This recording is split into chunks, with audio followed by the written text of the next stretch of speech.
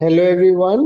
Abhishek Gupta from AB classes. बच्चों, quant 100 series का एक और इंटरेस्टिंग क्वेश्चन जो आज हम सॉल्व करने वाले हैं। बट बच्चों, इट्स अ रिक्वेस्ट कि आप हमारे यूट्यूब चैनल को सब्सक्राइब कर दीजिए before we start solving this question. ठीक है, चलिए सॉल्व करते हैं बच्चों इस क्वेश्चन को। ठीक है, okay. So there are two lighted candles whose rate of burning are in the ratio of 2:1। दो कैंडल है, उनका बर्निंग रेट दिया हुआ है 2:1। 1 बजे at 1 p.m. the length their length are in the ratio of 3:2। तो एक लेंथ, सपोज C1 एक कैंडल है और C2 दूसरा कैंडल है, तो इनके लेंथ का रेशियो दिया है 3:2। तो मैंने 3x और 2x ले लिया। 4 बजे इनकी लेंथ का रेशियो कितना हो जाता है? 2:3 हो जाता है, right. At what time are their length equal? तो बर्न होते जाता है।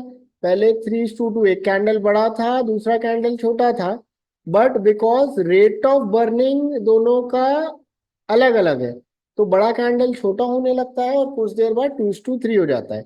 अब बच्चों लिखा है रेट ऑफ बर्निंग इज 2:1। तो सपोज कैंडल 1 जो है वो 2 के लेंथ बर्न करता है पर आर, और कैंडल 2 जो है वो के लेंथ बर्न करता है पर आर, राइट। तो मैंने इसको एक मीटर पर आर या लेंथ पर आर या वॉट एवर यू वॉन्ट, आप यूनिट अपने हिसाब से डिसाइड कर लो, बट के और 2 के दोनों की स्पीड हो गई पर आर की बर्निंग की। ठीक है, तो बच्चों क्या बोल रहा है? 3 घंटे की बात करें तो बच्चों इनिशियली इट वॉज 3x। 3 घंटे में 2k की स्पीड से कितना बर्न होगा? 6k बर्न होगा। For the second candle it is 2x, और 3 घंटे में 3 की स्पीड से 3k बर्न होगा, और ये कितना हो जाएगा? 2:3। मल्टीप्लाई करते हैं। 9x minus 18k is equal to 4x minus 6k।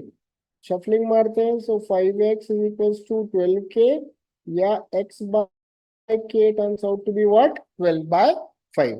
तो ये अपने को कुछ रेशियो रेशियो मिल गया x और k का, राइट। अब बच्चों पूछ रहा है कि कब इनका लेंथ बराबर होगा।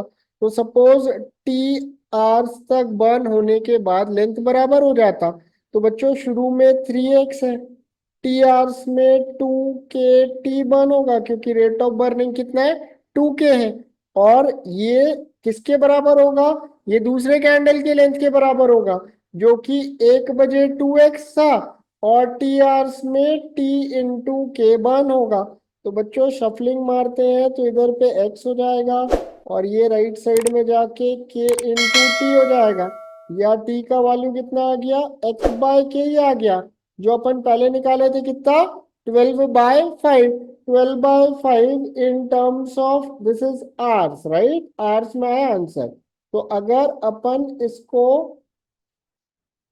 का कन्वर्ट करें मिनट्स में तो इंटू 60 कर देते हैं, तो कितना हो गया? 144 मिनट्स, राइट। तो इसका मतलब 2 आवर्स एंड 24 मिनट्स की बात कर रहा है।